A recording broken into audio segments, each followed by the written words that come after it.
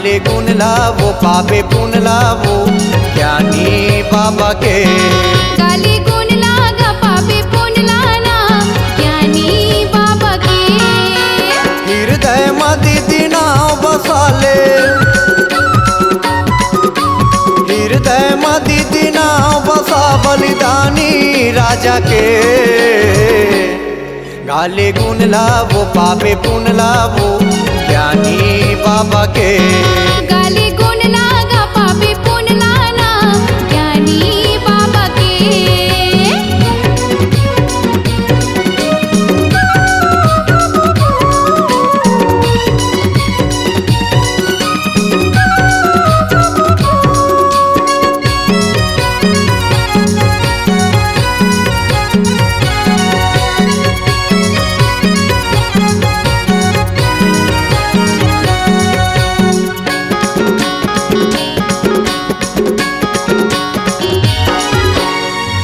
पहाड़ में बैठे है बाबा ज्ञान के गंगा बहावा थे वो। कत को पापीला शरण में लेके कैसे पार लगावा थेगा।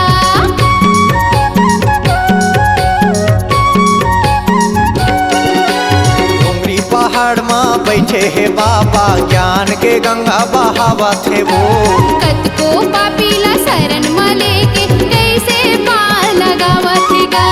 कत को पापीला शरण में लेके कैसे पार लगावा थेगा। हृदय में वो तनाव बसाले, हृदय में भाई ना बसा बलिदानी राजा के। गाले गुण लावो पावे पुन लावो ज्ञानी बाबा के। गाले गुण लागा पावे पुन लाजी ज्ञानी बाबा के।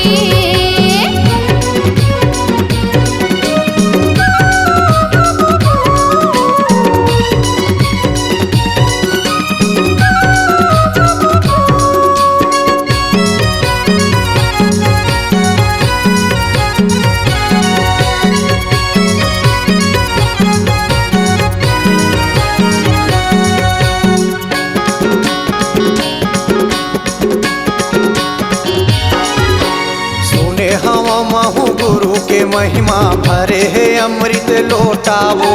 कतकोला दे है धन तो गानी कतकोला बेटी बेटा गा।